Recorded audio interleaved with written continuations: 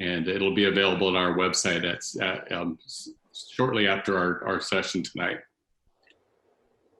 Also, I wanted to start with just some etiquette for tonight. Because we're in this Zoom format, sometimes it creates some different challenges than we would have in a face-to-face. So unless you're a speaker, I'm going to ask that you leave your microphones muted, and also to leave your video off. It just makes it easier because we'll have a person showing the timing notices tonight so that we can see them. And there is an option for you to focus or to just have the speaker view, which would be helpful for you if you want. But if you could keep your video and mics muted, I would appreciate it. Okay, so tonight's event is sponsored by the Land Park Community Association, and most of you are from our community. We'd like to I posted am showing our mission and our goals, but really it's advocating and protecting our community. So the park itself, but also the greater Land Park community. And tonight we're hosting an event that brings our community together to focus on issues that will affect our neighborhood. So thank you for joining us, and I'd like you, if you have a chance to visit our website at landpark.org. We have launched a new website just this past weekend. And so it's updated and has a lot of great information about our community and about those who volunteer and serve on our association. At this point, I'm going to turn it over to our co-host, Paula Lee, who's a member of the Land Park Community Association, but also with the League of Women Voters of Sacramento County. So Paula, thanks for helping us organize this event. And thanks for hosting, Marty. I'm a member of the League of Women Voters of Sacramento County, and I'll be the moderator for the forum tonight. Little commercial about the League. The League of Women Voters is nonpartisan, which means we do not support or oppose candidates or political parties. But we're a political organization of women and men, and we work at all levels of government, national, state, and local, to encourage the informed and active participation of people in government. Although we don't endorse or oppose candidates, we are a political organization, and we do, after careful study, take positions on ballot measures and legislation with our advocacy arm. You can find our positions on our website. If you're interested in public policy or want to support our volunteer work, we heartily invite you to join us. The format for the forum tonight will be as follows. Each side will make a 4-minute or less opening statement to make their case. Next, each speaker will address a question to the other side. 15 minutes of questions that have been solicited in advance from attendees in the last few days, with a 1-minute response from each side. Finally, speakers will have 1 minute for a closing statement. The timer tonight is League volunteer Patricia Pavoni. Her screen there, you see, I hope all the speakers are watching, because she will let you know when you have 30 seconds remaining and when to stop speaking. And I'll be rotating who answers first. So let's begin with Prop 15.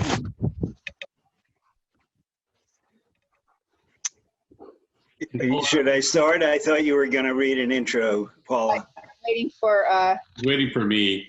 Marty. Speakers, if you could unmute yourselves, that would be helpful. So, sorry, Paula. There we go. There we go. Okay. Prop 15. Should the California Constitution be amended so that most commercial and industrial property is reassessed on a regular basis? People who support Prop 15 say that commercial property owners should pay property taxes based on what their holdings are really worth, and that taxes from Prop 15 will help pay for important public services such as schools and fire departments. The folks against Prop 15 say that raising taxes will increase the cost of everything that people buy, including food, gas, and healthcare, and that Prop 15 will hurt small businesses that are struggling during the current pandemic. So let's begin with opening statements and we'll begin with the pro side, Lenny Goldberg. Hi, thank you for having me. Thank you to the League of Women Voters and to the Land Park Community Association. The current system is thoroughly broken. There are companies that have not been reassessed that are paying taxes based on 1975 values or 85 values or 95 values. Think of this, no one can defend or ever has been able to defend the current system, which is full of loopholes, of tax avoidance. And what it does is it shifts the burden significantly to residents and homeowners. It also leads to fees, exactions, mitigations falling on both business and ordinary people. So we do what virtually every other state does. We split the role and require the assessment of commercial and industrial property only, not residential, not agricultural. Commercial and industrial property would be assessed at market value. Now, this has many, many benefits for California. The most direct one is that it generates about $11 billion for cities, counties, special districts, including fire districts, and schools. We've been nickel and diming and cutting back in services for many, many years. This will help revitalize our local governments. It's all property tax, so it all goes to local governments as they currently are apportioned, with the exception of schools, because schools have to be distributed on an equitable basis statewide. So it does that, about $4.5 to $5 billion for schools, about $6 to $7 billion for cities, counties, and school districts for their general funds, that they have discretion over funding, over spending, although we have very strong accountability measures put in. Small business has many exemptions, and let me point you to this very singular true fact. 10% of the properties will generate 92% of the revenue. Of that $11 billion, we're talking about properties over $5 million each, and most of them, these are $100 and $200 million properties. And guess what? A huge amount of this money, this savings, the windfall to landowners, flows out of state to shareholders, to foreign investors, to real estate investment trusts that are only held by wealthy investors. That's where the vast majority of money is coming from. It's from the 1% of commercial property owners. For small business, we build in, I'm looking for Pat. Where is she? Okay. For 1 minute. For small business, we exempt properties under $3 million that are independently owned, not chains like McDonald's, but the small owners and the small businesses that are in those. We give a $500,000 exemption for business personal property, which takes 90% of small businesses off the rolls. And you will see a study next week which shows that rents for small businesses and prices have absolutely nothing to do with underlying property taxes. Any economist will tell you that the market determines prices and that the market is also determines rents, and there's empirical study to show that. But what people don't see exactly is that this is a win-win-win for everybody. It greatly improves land use. It takes the burden that is heavily pressured on new developers to pay for everything, and make sure that the windfall beneficiaries, who are landowners like the Irvine Company, like they will not benefit. The people will benefit. You are allowed to finish your sentences. Okay. Susan Shelley, opposing Prop 15. Well, thank you for inviting me. My name is Susan Shelley. I'm the Vice President of Communications for the Howard Jarvis Taxpayers Association. California has always had a unified property tax roll. In 1978, when Prop 13 was on the ballot, the legislature put an alternative measure on the ballot that would have allowed a split roll with commercial property tax differently. It was rejected by the voters 53 to 47, and Prop 13 passed with about 64 or 65% of the vote. So this is not a new idea. It's just been a persistent idea. And the problem is very simple. This is an enormous tax increase on California businesses. They're already hurting. They're already at a disadvantage against businesses operating in other states, against online businesses. Take a small retailer in a shopping mall who rents space and has a triple net lease. The property tax increase on Westfield or whoever the big company is that owns the strip mall is passed through directly to the small business. How many small businesses can accept and absorb giant tax increases, giant costs in their overhead, particularly now, particularly after 6 months of COVID shutdowns? And who really knows what commercial property is worth?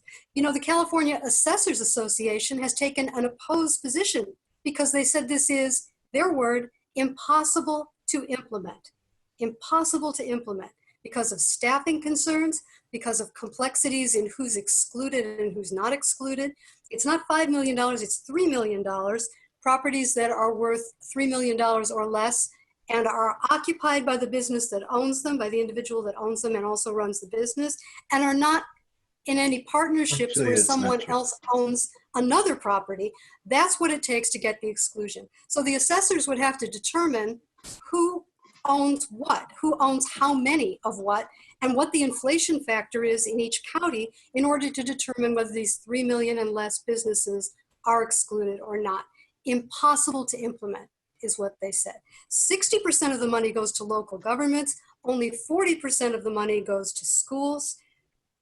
The California Teachers Association president, Toby Boyd, said on a podcast for Capital Weekly that this would raise approximately $4.5 billion for school districts. But how much did they need to put California in the top tier of per pupil funding, according to the California Teachers Association? $50 billion. So this, I submit to you, is a spending problem, not a revenue problem. Raising taxes on businesses will raise the prices that those businesses charge. It will cost jobs. There's nothing to stop companies from leaving California, turning out the lights, if the lights don't go off by themselves, and leaving for states that are friendlier with lower taxes. We are burdening businesses tremendously in this state, and particularly now. And this is a devastating economic blow. We have seen with COVID what happens when you shut businesses down and how government revenue declines. What happens when these businesses leave and they take their high salaried workers with them and they go to places like New York, as Google could, as Facebook could, where they already have campuses. This could be devastating for the California budget, not helpful to the California budget, not helpful to the school districts, devastating to the school districts as the Prop 98 guarantee drops with budget revenues. I urge you to oppose this measure. It's really bad timing for it. It wasn't a good idea to start with, and now it's a catastrophe. Thank you very much. Thank you, Susan. And now your question for the supporters of Prop 15. My question is, what protections does a business have if it leases its space and has a triple net lease? What protection does it have for small businesses? Something like 70% of small businesses rent their space. What protections does this measure have for those small businesses? First of all, there's a huge number of home-based businesses which are not affected at all. Secondly, if you're in a building that's under $3 million, there would be no reassessment whatsoever. Third, if you're in a building with small businesses, there's no reassessment till the year 25-26, at which point those leases and small business leases are 3 to 5 years. They all will have expired. In fact, what was ignored here is that there's a substantial phase-in that occurs starting in 2022 with the biggest and oldest properties, but can go on for many years. And also every business gets a $500,000 personal property tax exemption, which means that that 90% of businesses, mostly small ones, are completely off the personal property tax rolls and can save up to $5,000 or $6,000 a year. So we believe that there will be very little impact on small business. Thank you. Lenny, your question for the opponents. Yeah, you have companies like Chevron and Disney and Intel and IBM that have not been reassessed for 30, 40, 50, well, 40 years at this point, 42 years. Do you think it should go on for 50, 60? When do you think that property that is getting huge windfalls and paying nothing close to what their competitors are paying, the new businesses that are paying full market value, how many more years do you think they should be able to not be reassessed?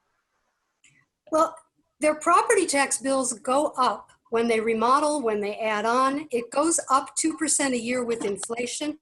Property tax revenue is one of the most stable rising revenues in all of California. Where income tax is volatile and sales tax is volatile, counties and cities can depend on the local revenue from property taxes because it is stable. And reassessing to market value would make it just as volatile.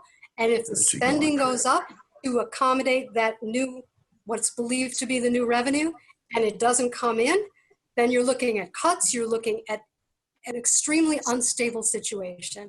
So raising taxes on businesses is a bad idea in California. It will cost jobs, it will raise prices, it will be damaging to the state budget. Thank you. Now some questions from our audience, which may provide an opportunity for you both to repeat some of your main points. The question first, we will begin with Susan. Why are people talking about Proposition 13 that passed in 1978? And what is the comparison to this Proposition 15? Well, Proposition 13 passed in 1978 because property tax assessments were going up with market value, and property tax rates in California averaged 2.67%. We've seen property rise in our own time. Imagine having to pay 2.67% of the market value of your home every year as a condition of keeping it. Well, people couldn't do it. Whether they were businesses or they were individuals in homes, they couldn't do it. And as a result, the legislature let it slide and didn't take action, and Prop 13 got over 1 million signatures, and the voters passed it by nearly 2/3. And that's what happened then. And we're in a similar situation now, where if we were to lose Prop 13 and people were taxed on their market value, it would be devastating. Lenny? Respond on that same one, yes. Business even opposed Prop 13 in 1978 because they thought that they would be the ones who would receive being asked to make up the huge losses that were brought. The speaker just spoke as if residential and people were going to be affected. That is nothing furthest thing from the truth.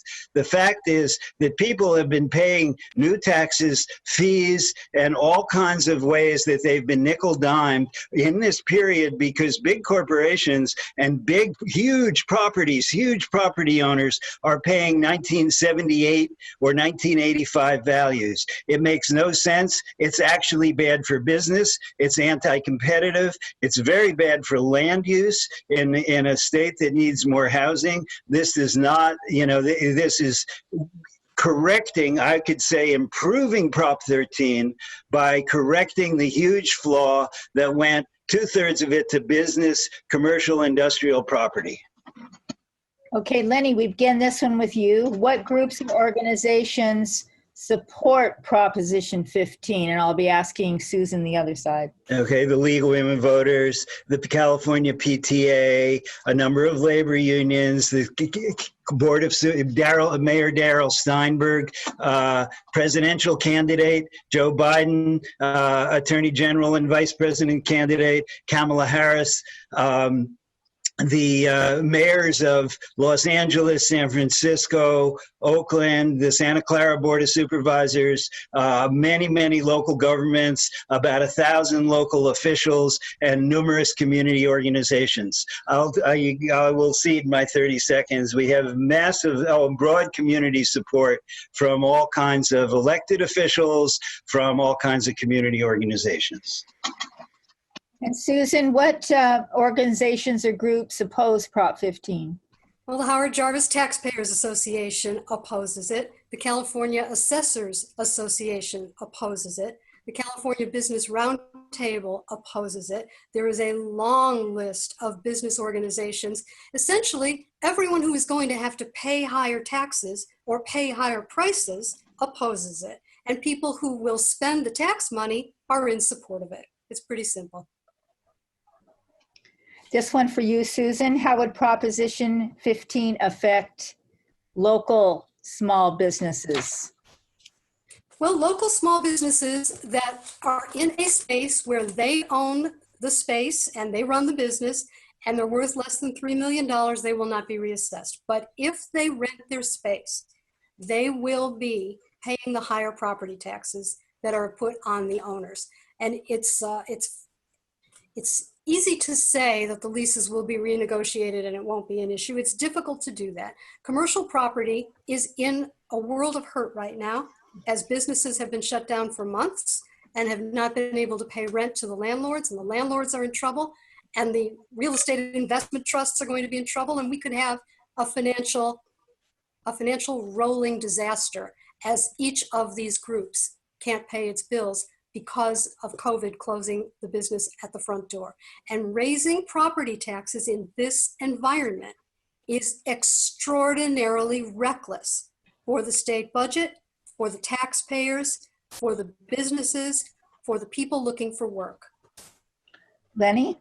So she misstated the exemption under $3 million is not necessarily, it's for property owners, not necessarily those who have to work in their own business and own their own business. And those businesses are where a very large number of small businesses are. We've looked at a number of local businesses that people have cared about, including in Sacramento, where they said we're concerned.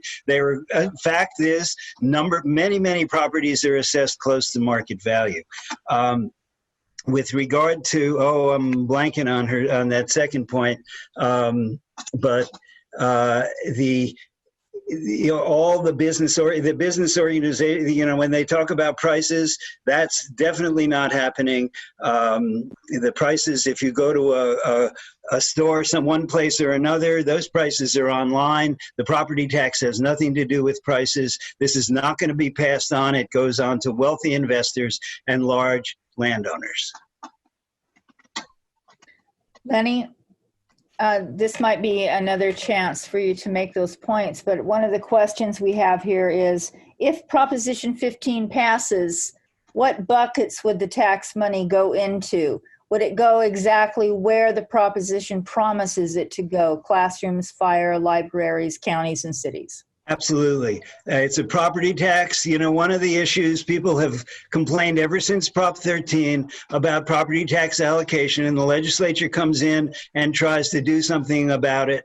But the fact is that we're not changing the property tax allocation. Proposition 1A, put together by the cities and counties, guarantees the money cannot be shifted away. It cannot be taken by Sacramento. It goes to cities, counties, and special districts, very important for fire districts and water districts. And the school money is shared because poor rural counties get their fair share of school money. With regard to one other point that was made earlier, this is phased in. The legislature, the assessors, the Board of Equalization, who will do enforcement of the things the assessors can't do, will have a task force, the time to phase this in over time. If the economy is not doing well, the legislature will say, no, we're not going to phase this in. But you can be pretty sure they're going to look at these very big properties and say, Disney can pay, Apple can pay, Intel can pay. We're phasing it in for them, and we can wait for others. Susan? Well, that's just a confession that the thing doesn't work. It already needs the legislature to get in there and do fixes. It already needs a phase in and an exit door. It doesn't work. It is a huge tax on California businesses. People work for businesses. They shop at businesses. Of course the prices will go up. Of course Disney will be hurt by it. Of course Chevron will charge more for gasoline. Of course they will. Susan. Also, I should say that the money goes 60% to local governments, 40% to school districts. It really is needed for pensions, for the overpromised pensions that our local governments have signed contracts that are binding on them. And they are getting bills from CalPERS and CalSTRS, and they are having to pay enormous pension bills. And that is what is driving this endless need for tax increases. Okay, well, I think we've exhausted our questions, and we can now move to some closing statements. It's only 1 minute, but 1 minute can be a long time for you to address any of the things you felt were left out so far and make your case. Well, there's a ridiculous statement made that the legislature gets to implement. Wait, Lenny, you'll have a chance. We're going to start with Susan. We're starting with Susan. Okay. Yeah, closing, sorry. Go ahead, Susan. This is my 1 minute closing statement. Yes, thank you. I would just like to say that California has always had a unified property tax roll. It has never taxed property differently based on how it was used. Businesses that are rental homes can be paying income tax on the rent. Businesses pay lots of different taxes in their businesses and generate different kinds of revenue. Hotel taxes, sales taxes, other types of taxes for commercial property. To raise property taxes sharply from what they currently are is a tremendous burden on California businesses. This is a catastrophic time to do something like that. We do not know what these businesses are valued at. What's the value of a restaurant? What's the value of a hotel? What's the value of an office building? There will be endless appeals. There will be endless litigation. This will be very expensive for counties that will not be receiving any revenue, as the Legislative Analyst's Office has shown that not all of them will receive revenue. Some will lose revenue, and this will be very expensive for them. So I urge your no vote, although I understand you've already endorsed it. You're talking to the audience of the Land Park Community Association. Lenny, your closing statement. Yeah, every place in the country does this virtually. It's not a difficult task, but the measure is very sensible because it was ridiculous to say the legislature should have no role. After Prop 13, the legislature had to do contortions to make it work. We wrote in very carefully, it's good government, and they can say, oh, the legislature should have no role. We wrote in very carefully a phase-in, a timing, a group of people getting together and making the system work. This is a win for California. It's good for local government. It's good for every resident who's put upon by local taxes and fees. It's good for businesses who will be operating on a level playing field. It's good for land use and the environment because they hold vacant land off. I know that's a difficult concept, but it has many, many beneficial effects far beyond the fact of making the system equitable and curing the hugest hole in the state's tax system.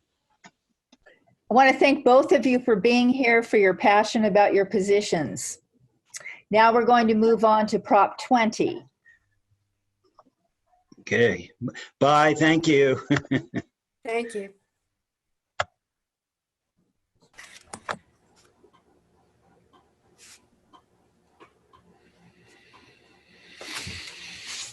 Marty, you have a slide for Prop 20.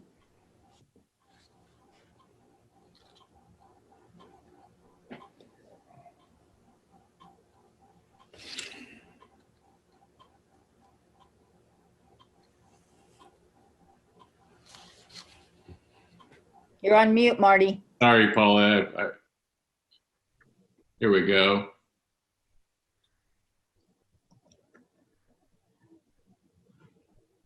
You see it? Yeah. Okay, Prop 20.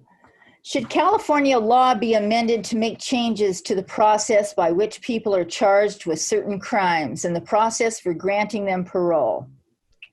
The people who support Prop 20 say that Prop 20 prevents violent criminals from getting out of prison early, and that collecting DNA from people convicted of drug possession or shoplifting will help solve more serious crimes such as rape. People opposed to Prop 20 say that California already has some of the toughest laws against serious and violent crime, and that Prop 20 wastes millions of dollars on prisons that could be spent on education, healthcare, or affordable housing.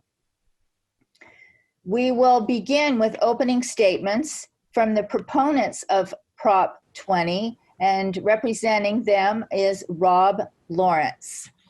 Ron Lawrence, representing the California Police Chiefs Association. 332 municipal police chiefs in California support Proposition 20. Does four things. Most importantly, it expands the list of which violent crimes are not considered violent in California. You might be appalled to hear this, as all our police chiefs are. Certain crimes, such as human trafficking of a child, abduction of a minor for prostitution, these are not violent crimes in California and therefore eligible for early release. Rape by intoxication, rape of an unconscious person. A drive-by shooting is not a violent crime in California. Felony domestic violence is not a violent crime in California. Solicitation to commit murder, and the list goes on and on. There's 22 of them. Proposition 20 puts these violent crimes, these heinous crimes, right back into the right category and categorizes them as violent crimes, and therefore makes them ineligible for early release, therefore giving the victims in California a voice. The second thing that Proposition 20 will do is addresses the serial theft rings in California. It's no secret that since Prop 47 was passed, we've had our local businesses in our communities just ravaged by these organized retail theft rings. They go up and down our state. They'll drop off into one city and go to the next, and they can steal up to $950 because anything less than $950 is a misdemeanor. They don't go to jail even if they get caught. They get a citation with a court date because the jail's full and it's only a misdemeanor. Proposition 20 will help address this because on the third conviction, not arrest, by the way, conviction, and not the first one, not the second one, but the third conviction, if somebody got arrested and convicted 3 times for theft, for shoplifting, then they can be charged as a wobbler, which means the district attorney has the option, case by case, to file that as a wobbler, either as a felony or a misdemeanor. And to make sure that we have the ability to address these organized retail theft rings. It also, on that third conviction, lowers the threshold from $950 down to $250. This is critically important for California because our local businesses, your businesses in your town, have lost billions of dollars since Prop 47 has passed. It's so bad that we have retail stores that have stopped calling the police because they know that there's no accountability for theft. You can go to any city, any town in California and talk to your local businesses, and they'll tell you a thief can come into their store, they can shoplift up to $950, and even if they're caught, they get a ticket. They can walk right across the street to another store, steal another items up to $950, and keep doing that all day long because these crimes are not aggregated. So Prop 20 fixes this, and it helps us address this, and we stand shoulder to shoulder with the District Attorneys Association who prosecute these crimes to make sure that we can hold those retail theft crimes accountable. Fourth thing it does, Proposition 20 empowers the Parole Board of Hearings to consider an inmate's entire criminal history, not just their most recent charge. Since prison realignment was enacted, the Parole Board can only consider an inmate's most recent charge. Well, why is this important? Because there's some very bad actors in prison. There's some people that have been convicted of homicide, rape, child molest. And these individuals, you have to look at the totality of their criminal history. They might be out on parole, and they get rearrested on some low-level crime, maybe a property crime, maybe a vandalism, maybe a burglary, maybe they violated their parole terms and they're back in prison. The parole board can only consider that most recent charge. They cannot consider those previous heinous crimes. That individual may need a lot more rehabilitation, whether it's mental health help, whether it's addiction help, anger management, whatever, they still need that help. The last thing that Proposition 20 does is it allows us to collect DNA samples on those that we arrest that were removed from felonies to misdemeanors as a result of Prop 47. DNA sample collection is critically important for policing, not only to identify and apprehend the appropriate suspects of a crime, but more importantly, to exonerate those people who are innocent from committing crimes. So DNA samples have become the crime-fighting tool of the 21st century, just like fingerprints were back in the day. So we urge you a Prop 20 yes vote. Dan Seaman, opposing Prop 20. Good evening, everyone. Dan Seaman speaking for the No on 20 campaign. I served as a criminal justice advisor to the last 2 governors overseeing corrections and public safety policy. I've worked with Chief Lawrence in the past, and I have a lot of respect for him. And we've worked well together in the past on a number of issues. Unfortunately, we just have a fundamental disagreement on this proposition. What you just heard was an amalgamation of 4 different policies jammed into one ill-conceived ballot initiative. And honestly, we're kind of lucky with this, with Prop 20. We have the benefit of hindsight here. This is the rare opportunity where you actually know through 30 years of lived experience what these policies will give us in terms of public safety and safety in our communities. And the answer is you won't get more safety. We've spent the last 30 years on a mass incarceration binge. California has been one of the highest incarceration rates in the entire world. And what have we got? For that money and for that time and for that human suffering, we haven't gotten more safety in our communities. The truth of the matter is crime has actually dropped over the last 10 years since realignment, since 2010. We now, a report out this week has shown that we have the lowest crime rate now in California since we started collecting stats at the Department of Justice. Those are crimes that are tracked, specifically including many of the crimes that the chief referenced. So what really we have here is a emotional appeal to scare tactics that we've seen before. We've seen this movie before, and we know what we get for this effort, and it's not much. What we need is proven investments and crime-fighting strategies like community investment, diversion, restorative justice, rehabilitation and reentry in prison. Those are the things that make us safe. Those are the things that have allowed us to save money on our prison budget. Those are the things that have allowed us to have a crime rate go down. So going quickly through those points, the chief mentioned victims groups. The largest victims group in the state, the Californians for Safety and Justice, opposes this measure. Several elected DAs of the largest counties in California oppose this measure. The Partnership to End Domestic Violence opposes this measure because this does nothing to actually serve victims of crime. In fact, the changes to property theft, making one of the lowest felony thresholds in the country, would actually result in a budget cut to trauma recovery centers and programs that serve victims in the state. So when we talk about victims, we should actually ask victims what they want.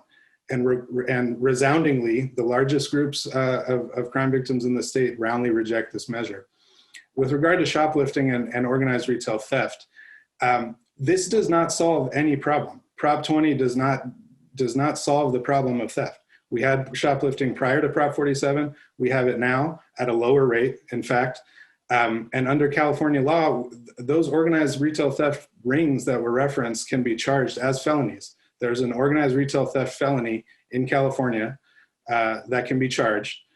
Those charges can actually be aggregated under People v. Bailey, which is case law in California and hasn't been abrogated by any act of the legislature, any initiative. So those multiple small level thefts can actually already be brought into one larger grand theft charge. So at the end of the day, the solutions, quote unquote, that are being put forward don't actually solve the purported problem. And we know that from lived experience. So I would urge us not to spend tens of millions of dollars more on state prison and incarcerating people when we actually have proven strategies that we're embarking on now in California. Thank you. Now, Dan, your question for the supporters of Prop 20. Yeah, I would like to hear, Chief, sort of your explanation for how incarceration and more incarceration in California is going to solve the problems of mental health treatment, homelessness, economic inequality that we all know are the root drivers of crime. I'd also want to ask sort of why would we want $250 a stolen bike to be a felony when today we have all of the tools at our disposal to arrest, prosecute, and convict people for theft? Well, in all fairness, that was 2 questions, but I'll do my best. With regards to, and I'll keep it specific to Prop 20, because your first question was really not really only about Prop 20. But Proposition 20 doesn't put one more person in prison. It only keeps those in prison who committed these heinous crimes. There's 22 of those nonviolent crimes, and it would make them ineligible for early release. It doesn't put them back in prison. These are people that already committed those crimes. And as far as the shoplifting goes, Proposition 20 is very explicit that those folks cannot go to prison. If they're convicted a third time, 3 convictions, then they can either get put into drug rehabilitation or rehabilitative programs or county jail, but not prison. In regard to the shoplifting, I think it's critically important to understand that that's also dealing with those who are suffering from drug addiction, those who are continually stealing and convicted of 3 crimes over and over and over. These are people that need help, and we want them to get the help, and the criminal justice system can do that by mandatory drug rehabilitation programs. And Ron, your question for the opponents. Well, my question's simple. As a lawman that served this state for over 30 years and as a police chief now for almost a decade, I've got to ask the opposition, how can you consciously look a victim in the eye and tell them that certain crimes like rape of an unconscious person, pimping a child for prostitution, rape by intoxication, and the other 19 crimes that are not considered violent shouldn't be considered violent crimes, and those victims, perpetrators, should be eligible for early release? How do you do that? Well, as I said, the largest crime victims groups in the state oppose the measure, and that's because they believe that rehabilitation and accountability is what is needed when it comes to violent crime. That's what they seek. And with regard to the label, whether we call it violent or not, these are horrific acts that demand accountability. And California punishes every crime you just mentioned harshly, extremely harshly in many cases, and up to and including a life sentence. And this proposition does nothing to change that. It doesn't increase punishment. It doesn't ensure convictions. It simply removes the incentive to rehabilitate once you're convicted of these crimes. 95% of people leave prison. They will get out. They will move into your neighborhood. They will participate in our society. And you have to ask yourself, would I rather have somebody who has participated in programming, learned a skill, made amends and sought accountability with their victims and come out a stable individual who's going to contribute to society? Or do I want somebody who's participated in gangs with no opportunity and no hope coming back out worse than they were when they went in? Sorry, I went over a little bit.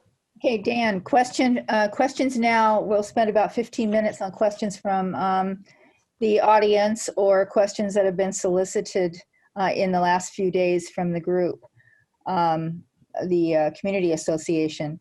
Could you explain, and you'll have 1 minute to answer these, both of you will answer them, explain the collection of DNA noted in Prop 20 and its role in public safety and victims' rights? Sure, I can start. As I mentioned, DNA collection really helps us to not only apprehend the appropriate suspect, but it also helps us exonerate innocent people. It's a critically important tool. DNA collection, I only need to say the Golden State Killer to express to you how important DNA collection is. In cold case cold case investigations resulting from the removal of DNA collection since Prop 47 have been down exponentially. Some of them some very serious and violent crimes. So we need this ability to help us apprehend the appropriate suspect and exonerate innocent people. I mean, DNA collection is the police technology of the 21st century. It's as, if not more important than fingerprint technology was back in the 30s. So for us, this is important moving into the future.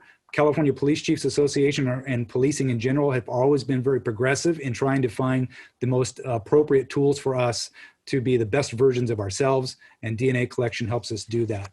So these are only those crimes, by the way, that were reduced to misdemeanors as a result of Prop 47. Dan? This is a specific issue with regard to DNA that really doesn't belong in this initiative. This initiative, again, removes rehabilitation from prisons, increases incarceration for low-level crime, creates a 3 strikes and you're out policy for low-level probation violations, and then adds this piece on DNA. California has one of the largest DNA databases in the country, and this could easily have been solved through this discrete legislation, through the legislature. It's unnecessary to spend tens of millions of dollars on prisons and on incarceration in order to solve the issue that the chief raised. I'll leave it there. Starting with you, Dan, what are the intended outcomes if the proposition passes or doesn't? Well, so if the proposition passes, the intent is quite clearly to incarcerate more Californians at great taxpayer costs, which is a policy that we've tested over and over in this state and has not worked. If this does not pass, California has continued on the path of reform, smart, targeted reform to the criminal justice system. That is working. We are saving money. We have less reoffense, and we need to continue down that path. Ron? Well, you only have to ask yourself if you feel safe and secure in California right now. And I would tell you that most of the victims I've talked to do not. I think that the best thing that this proposition will do is fix some of the unintended consequences of Prop 47, Prop 57, and prison realignment. There's some good things in there, and they were very some well-intended, but there was a lot of unintended consequences. Proposition 20 doesn't put more people in prison. It will prevent people from being released early if they've committed some of those heinous crimes. And it's hard to argue that those are not heinous crimes. And we're talking early, we're talking about people that are given sentences and they only do like a third of their sentence. And so Proposition 20 will help keep California safe. It will also help our retailers and our grocers associations by giving us the ability to hold people accountable for serial thieves. 3 convictions for theft. I mean, come on. We need to be able to hold those folks accountable and in the right way. If they have a drug addiction, we need to be able to give them help. If they're the retail theft rings, we need to be able to hold them accountable. And Ron, how would Proposition 20 impact the state budget? I don't think it's going to impact the state budget much. I mean, it's going to hold prisoners in prison longer if they are convicted of one of those 22 violent crimes that he reclassified as violent. But these are folks that are being released early and at the behest of the victims in California. As far as the theft piece, well, that's going to save California billions of dollars because we're bleeding money out of California because of theft. And it's not just our businesses, it's passed on to you, the consumer. You can go talk to these businesses and you want to know why California is so expensive? That's one reason right there. We're getting ripped off. Our businesses are losing money and they have to increase their cost. And you, the consumer, are paying more monies at the cash register. So that's going to save California billions of dollars. Dan? Well, so the Legislative Analyst's Office, which is a nonpartisan entity, has estimated tens of millions of dollars of taxpayer costs to this proposition, and up to potentially 10,000 more state prisoners because of it, which is more spending on prisons, less spending on other priorities that will actually prevent crime. I also want to address a couple things in terms of being given the ability to hold people accountable for theft. We have that ability today. Current law covers these scenarios that you're describing. And when we talk about early release, I want to be very clear.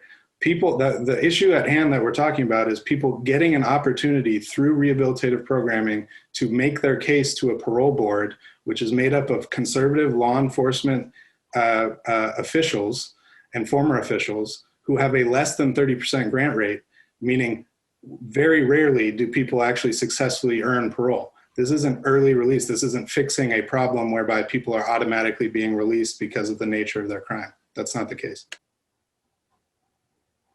And Dan, is there any language in this proposition that may confuse voters?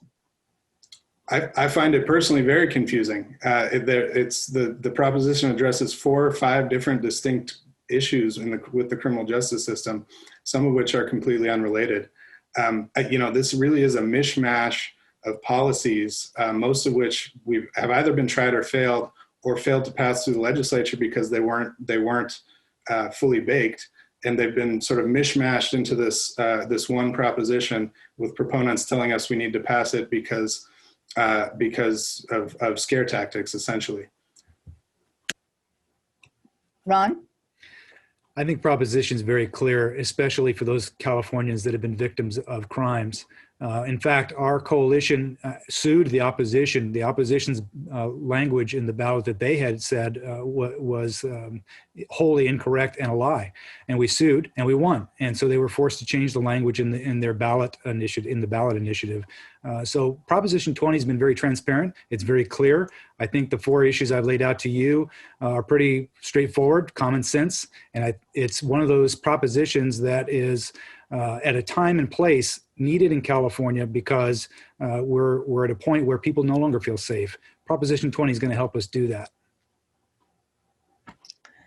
And Ron, regarding the money saved due to the early release of prisoners? Where was it intended to go? And has that been the outcome? Why or why not? Well, I don't know that I said that. The money saved would be the billions of dollars with regards to the serial theft. And that's in our retailers, our grocers, your Home Depot, your Walmarts, your Lowe's, any mom and pop shop that's been victimized by theft. They're going to save millions of dollars, billions of dollars in California. As far as the violent crime categories, well, you can ask any victim. Ask any victim that's been victimized by a rape or a child that's been pimped for prostitution.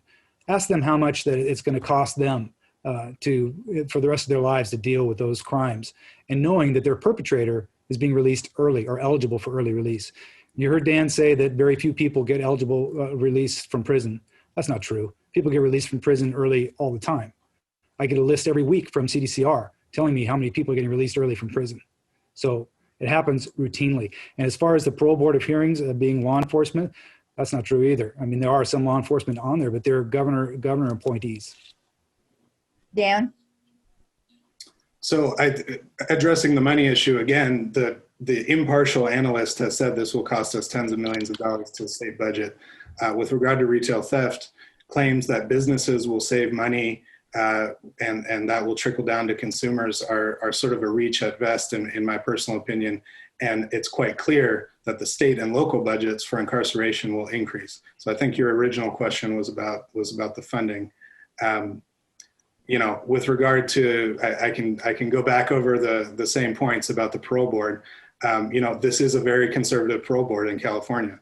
That's an objective fact. Just because the governor's appoints these folks doesn't mean much. These are full analyses. They do go through everyone's full history and full life and dig deep into the reasons behind the crime that they committed and whether they've been rehabilitated. These are thorough hearings. I've sat in on many of these hearings, and they're exhaustive and thorough, and very few people pass that test. Thank you. Okay, we have exhausted the questions, and so we will now go to closing statements. Your opportunity to, in 1 minute, cover anything you felt has been missed so far in your presentation. And we are going to begin with Rob. Ron, I'm sorry, Ron. No problem. Proposition 20 is a common sense proposition. It's supported by the California Police Chiefs Association, the California District Attorneys Association, the California League of Cities, and hundreds of cities within the state. Crime Victims United and multiple crime victim advocacy groups, the California Grocers Association, the California Retailers Association, and over 1,800 endorsees. So it's important to understand who's supporting this proposition. And by the way, when Dan mentions crime victims groups, the Californians for Safety and Justice is not a crime victims group. They're an advocacy group. They are ones who helped push for Prop 47 in the first place in 2014. And this is a part of what's gotten us into this mess in the first place. So I think that Proposition 20 doesn't repeal Prop 47, Prop 57. It only goes in and narrowly focuses on those unintended consequences and fixes those things that need to be fixed. I'm a over 30-year police officer and almost 10 years as a chief, 2 different cities. I can tell you crime has come down because of a lot of good hard work by the men and women in law enforcement and our justice system. Thank you, Ron. Dan?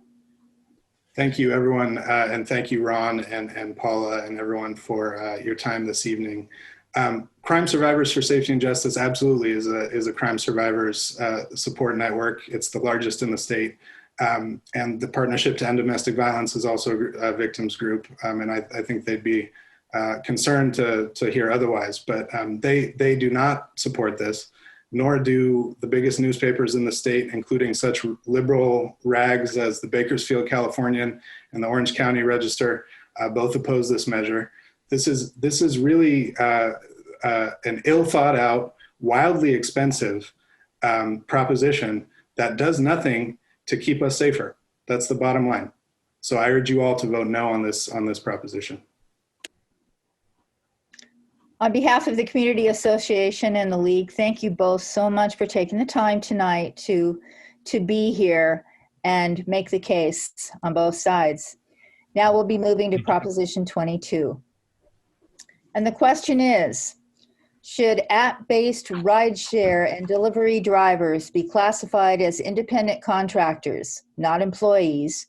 And should rideshare and delivery companies be required to adopt labor and wage policies unique to these drivers? The people who support Prop 22 say that rideshare and delivery drivers want to work as independent contractors, not employees, and that forcing companies to hire drivers as employees would get rid of hundreds of thousands of jobs. People opposed to Prop 22 say that rideshare and delivery companies don't want to pay drivers basic benefits, and that treating drivers as employees will make sure they get paid sick leave and unemployment benefits. So we will begin with an opening statement from Kyle Griffith supporting Prop 20. Welcome. Hi there, and thank you for the opportunity to present. Greetings from beautiful Midtown. My name is Kyle Griffith. I'm the Senior Coalitions Coordinator for the Yes on Proposition 22 campaign.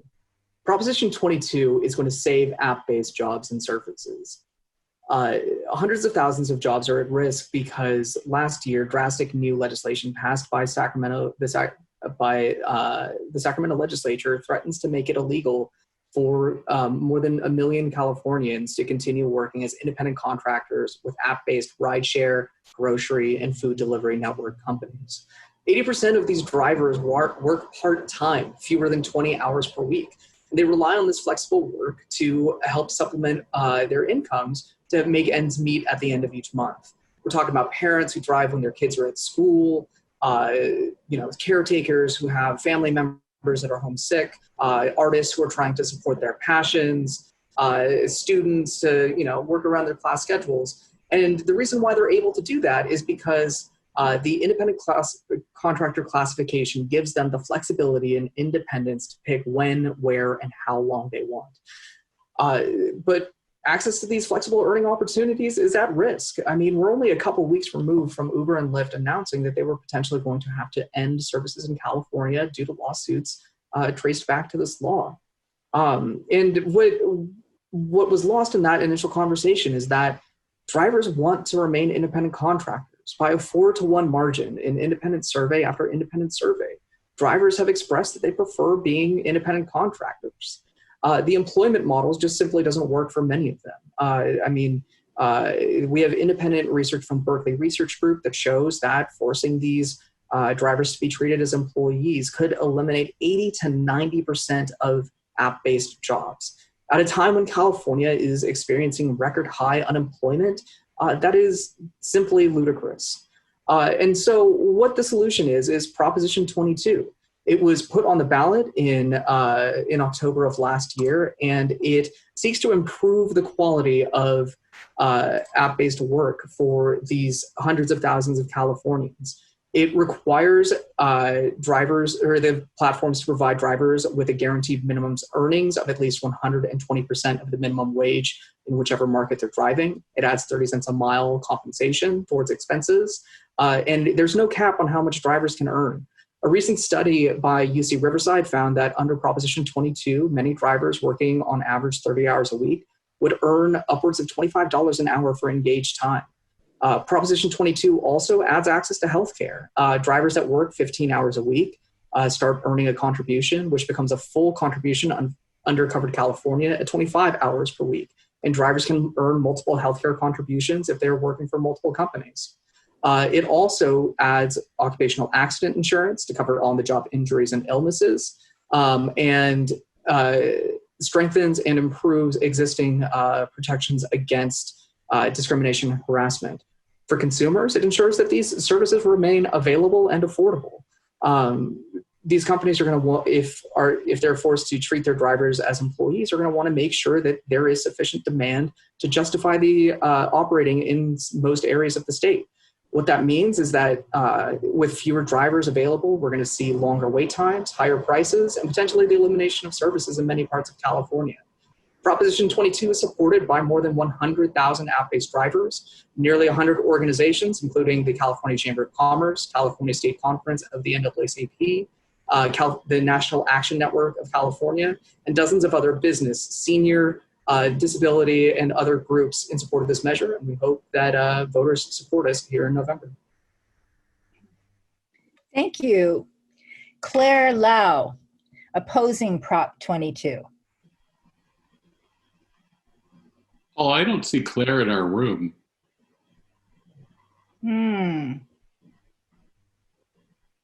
Oh, here she comes right now. You're going to have to give her a chance to warm up a bit or to ease in. I just admitted her. Oh, she'd been sitting out there? No, she wasn't. Oh, okay. I Were think you able to hear, Claire, the opening statement of? We're ahead of schedule. Do you want me to do it again? Claire. I just joined, though. I didn't hear anything. I thought we were at 8:03. Yeah, we're a little bit early. Okay, I was on in another meeting, so I just hopped on as soon as I could.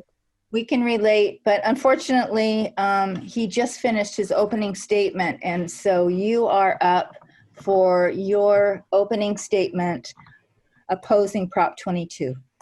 Great.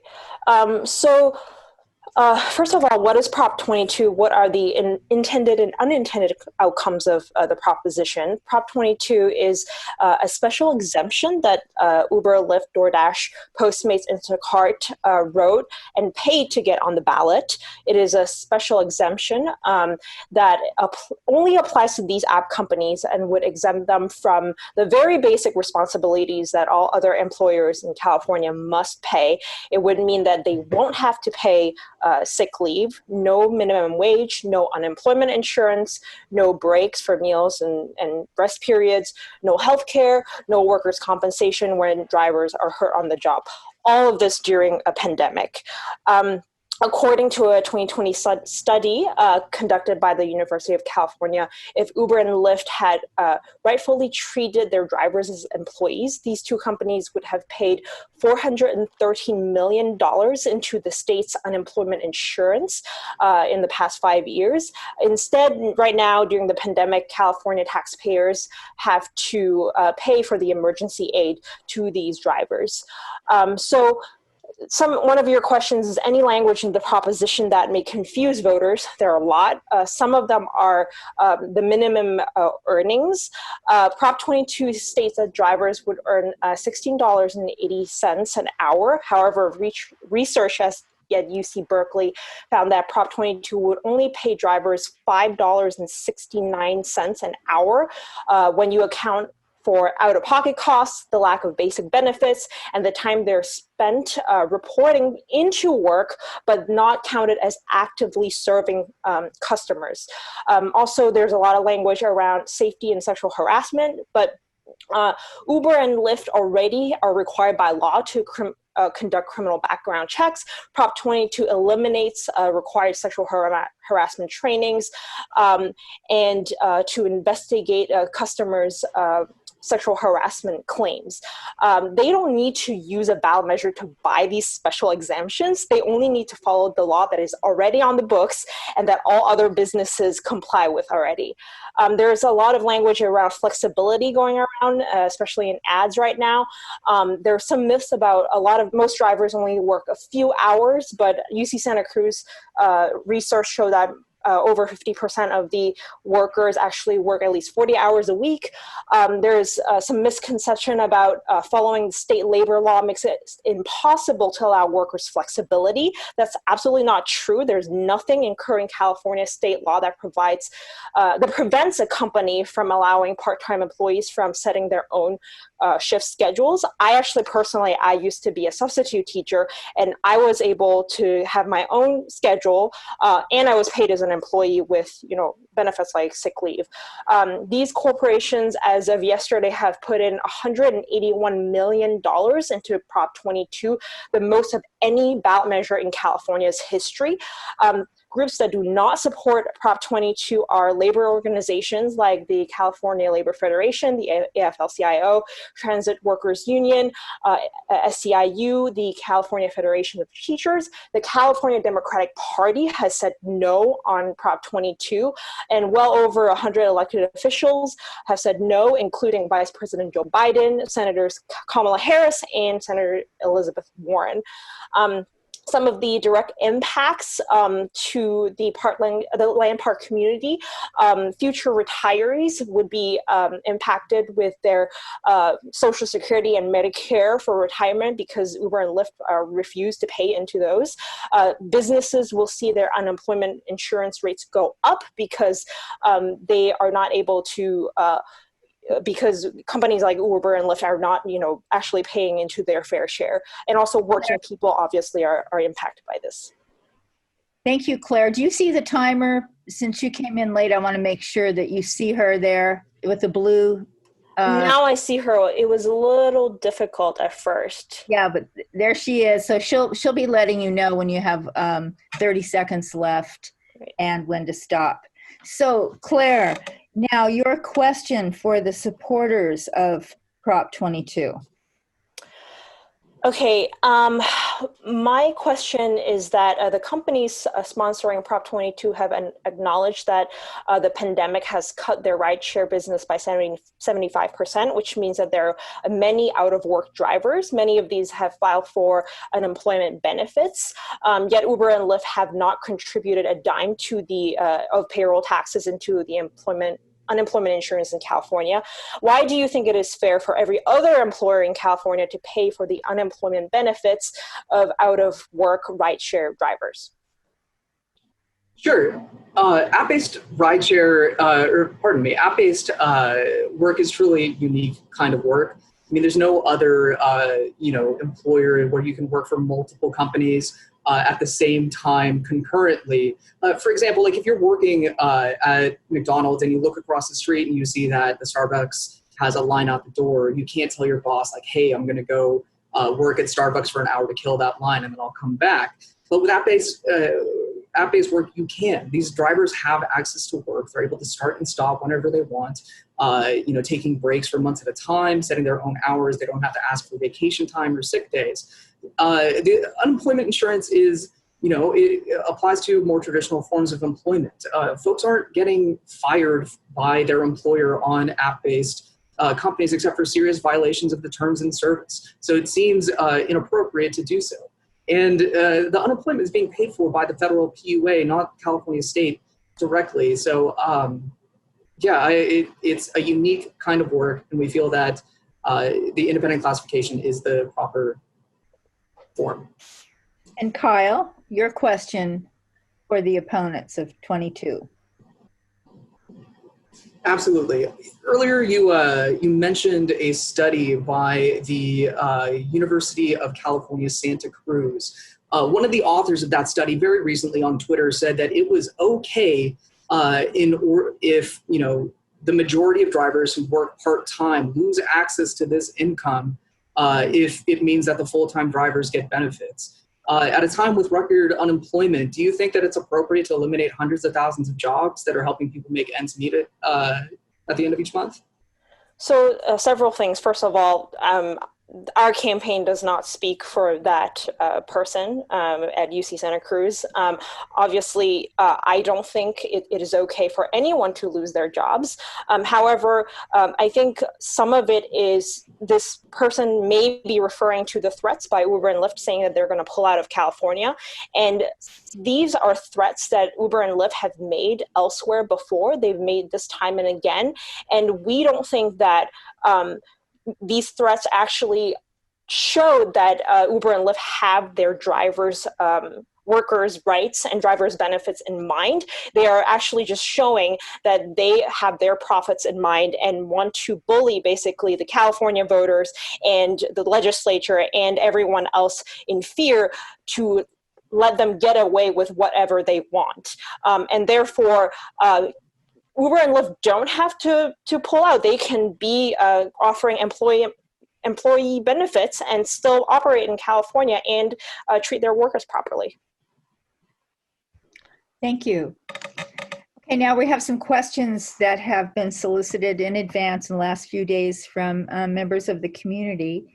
And I think they'll give you a chance to restate some of the important points that you've made. So we're going to begin now with Claire with the first one. And the first question is, could you address the recent legislation that passed that excludes certain industries or contractors now from Prop 22? I will say that, so she means AB5, right? AB5 is, I would assume that this is a reference No, to I think it's referring to the recent legislation that allows for exemptions. Let me just kind of go back to clarify what AB5 is. AB5 is a clarification of existing law about workers' rights and what is classified as an employee, what is being classified as a contractor, and basically saying that what the California Supreme Court has decided 2 years ago, saying that if somebody is part of the major function of a company, they should be classified as an employee, if that is the core function of the company. Regarding the recent exemptions, I think that those are industries with a really long history of workers being able to have their own, basically running their own business, which is very different from what you see here in the rideshare apps, because actually their salaries, how much they're earning, is being controlled by Lyft and Uber. Okay, Kyle? So I think that, with that recently passed legislation, the exemptions to AB5 now exceed 110. 110 professions had to get official exemptions from this law. And we are having to put a ballot measure before California voters. I mean, I think it just proves how flawed AB5 is and how desperately it needs to be reworked. Proposition 22 seeks to strike a balance, though, between what the goals of AB5 were with the desires of what drivers want. 70% of drivers say that they want to remain independent contractors, but they also want to get paid more. Proposition 22 provides additional earnings for drivers. It adds additional benefits in healthcare and occupational accident insurance to cover on-the-job injuries and illnesses. And it ensures that they maintain the flexibility and independence that drivers so desperately want and desire. And Kyle, are other gig jobs, in California impacted by this proposition, passing or not passing? Earlier today, there was a story by CBS Los Angeles talking about a app-based company called Hop, Skip, Ride. They provide transportation services for children to school, and they endorsed Proposition 22 today because their drivers are simply unable, or they're not able to continue with their business model if Proposition 22 doesn't pass. While the big guys, Uber, Lyft, DoorDash, Postmates, and Instacart are the sponsors of this initiative, there are other companies that are supportive of our measure and believe that without a fix, they're going to have to cease operations in California, leaving thousands of people without access to earning opportunities, as well as customers who lose access to these services. Claire? Sorry, can you repeat that question? The question was,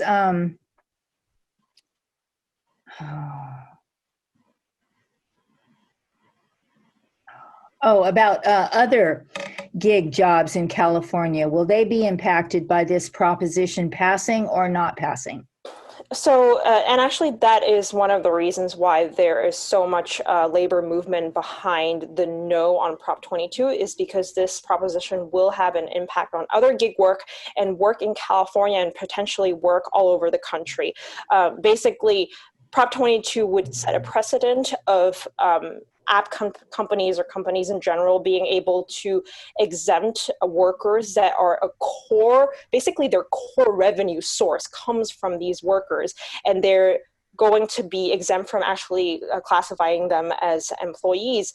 And this will definitely affect other gig work in California, other work in general in California. And this could also have a ripple effect into other states. We've seen in New York, they've passed legislation protecting workers. They have a better minimum wage there for app drivers. And if California passes Prop 22, that could have a ripple effect into these app companies being able to undo workers' rights all over the country. Kyle? Oh, I went first. I get to respond again. He gets a new question. Oh, a new question. Sorry. The new question for you is, Claire covered it a little bit, but is there any language in the proposition that may confuse voters? You know, not necessarily in the proposition itself, but in the title and summary that was prepared by the Attorney General. When we filed this initiative, the Attorney General gave us a pretty straightforward explanation of what it does.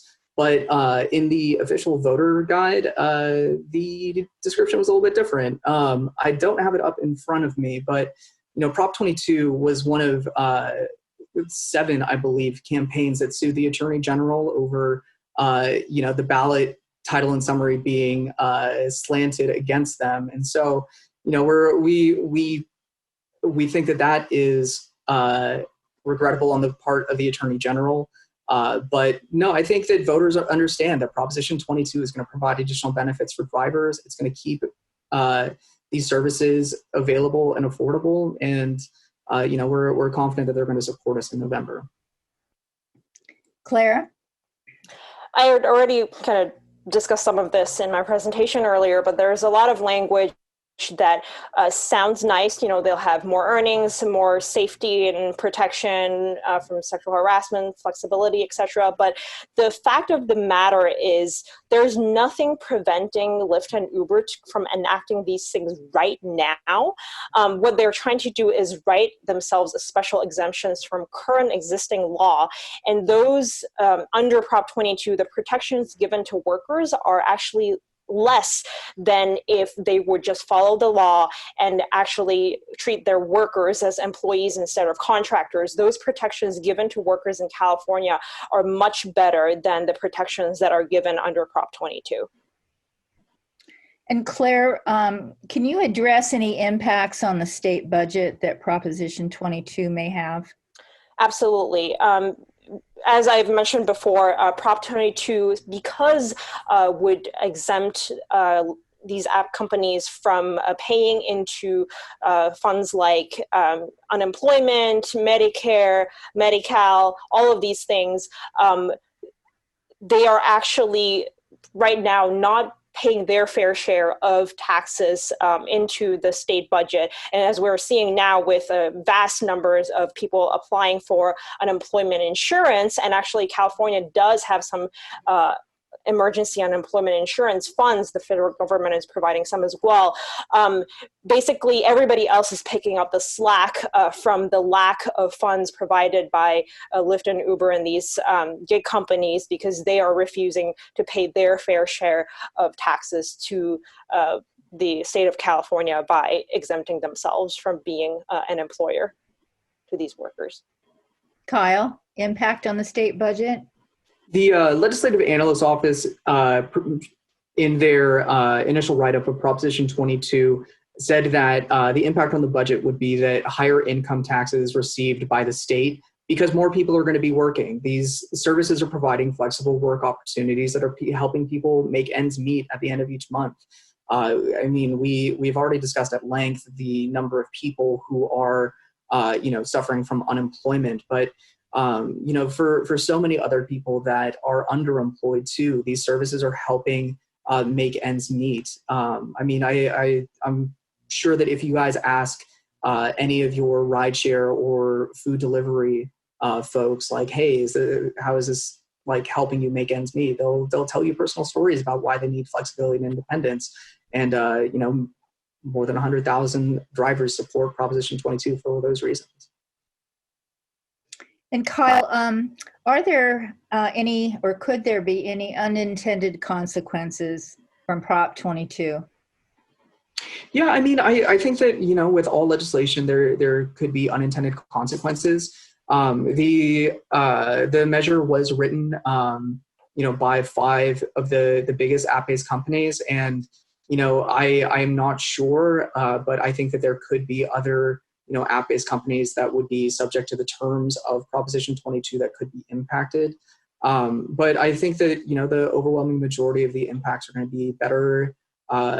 It would improve the quality of app-based work for the drivers and ensure that for consumers that it's or that these services remain available and affordable. Claire?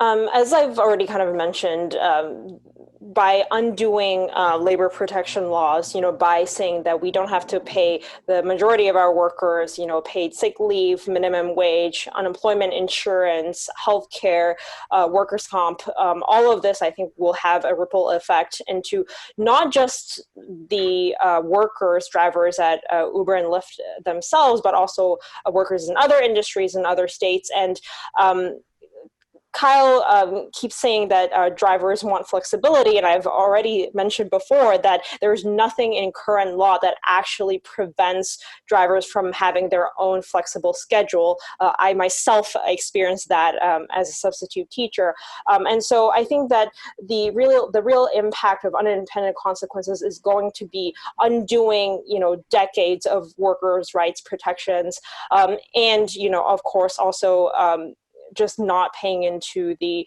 millions, hundreds of millions of dollars into the state funds. Claire, how will any increased costs for medical benefits filter down to drivers or to the public? You're saying increased costs for medical benefits if they were, sorry, where does a medical benefit come from? Well, I'm just reading the question from the audience member. How will these costs of if the benefits that are paid to app drivers, will that filter down to drivers or the public?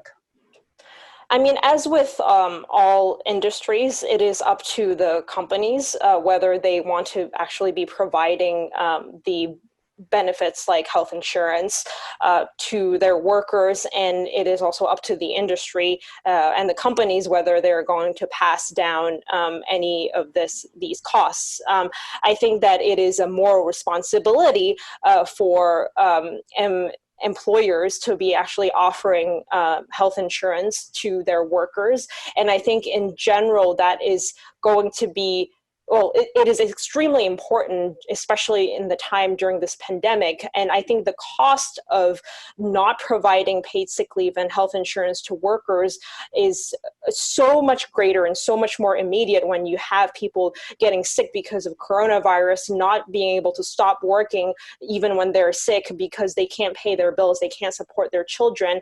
And I think that above all, it needs to be the responsibility of all employers. Kyle? Sure. I mean, with Proposition 22 and, you know, including access to healthcare for drivers that work at least 15 hours per week, which becomes the full contribution at 25 hours a week, averaging about $367 per month. There are going to be costs that are going to be passed on to consumers. Prices are probably going to go up for these services.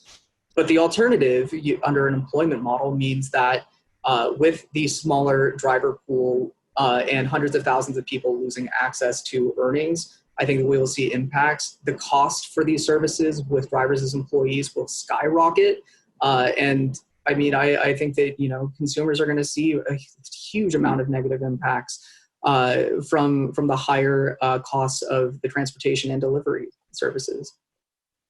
Okay, now it's time for closing statements, and we will begin with Kyle. Proposition 22 is going to save app-based jobs and services. I think that, more than anything else, what we should, pay attention to is what drivers say they want. With 70% of drivers expressing a continued desire to be independent contractors, and Proposition 22 providing, the stronger earnings. It's not a floor, or it's not a ceiling. It's a floor that ensures that drivers are earning more than minimum wage wherever they're driving. It adds healthcare insurance. It adds coverage to cover on-the-job injuries and illnesses, and has broad support from nearly 100 organizations, from the business, public safety, seniors, social justice, community, religious, agriculture. The list goes on and on. Proposition 22 is a good deal for drivers. It saves hundreds of thousands of jobs and ensures that services that millions of Californians and businesses are relying on continue to be available and affordable. And we urge everyone that's on this call to vote yes on 22 this November. Thanks. Thank you, Kyle. Claire.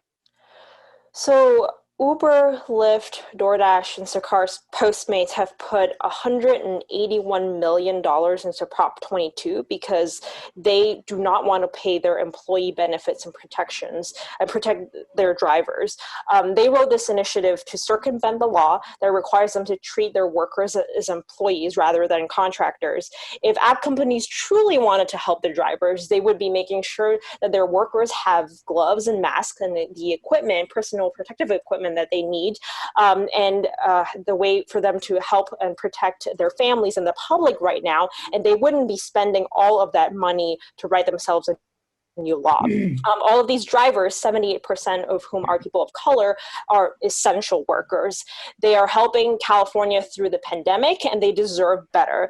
We believe that the drivers, many who are Latino, Black, or from other communities of color, should have sick leave, healthcare, and unemployment benefits, and the flexibility that they need for scheduling. That's why I urge everyone to vote no on Prop 22.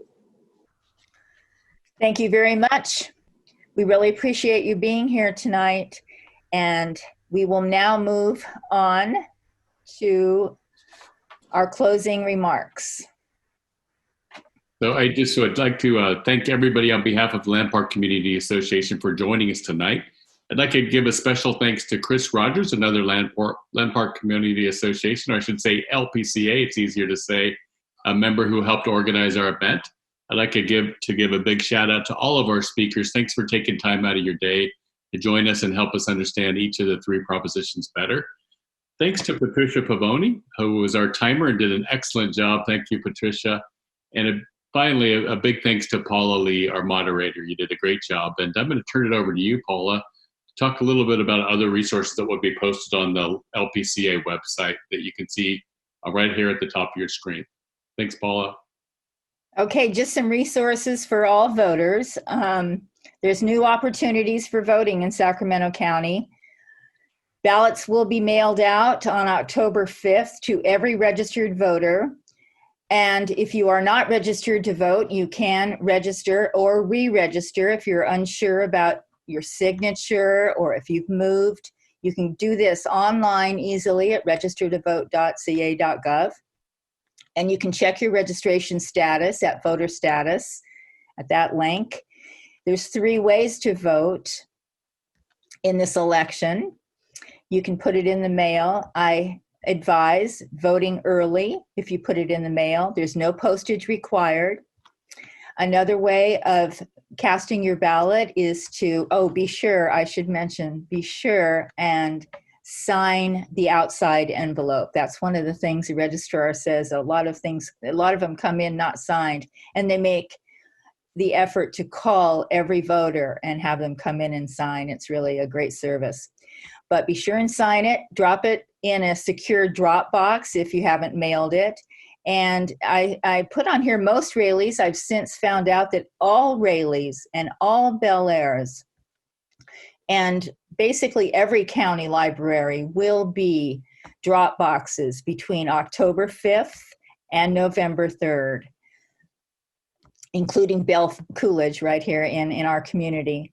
The Vote Center is another way that you can vote in person. And at a vote center, it's really full service. You can replace your ballot if you've lost it or spilled coffee on it. You can register to vote at a vote center. You can get information in various languages. You can find accessible voting equipment there. And you can also track your ballot. I gave you the link there, so you can, after you do vote, if you want to find out where your ballot is in the process, make sure that it was received by the county registrar's office. You can do that on Where's My Ballot.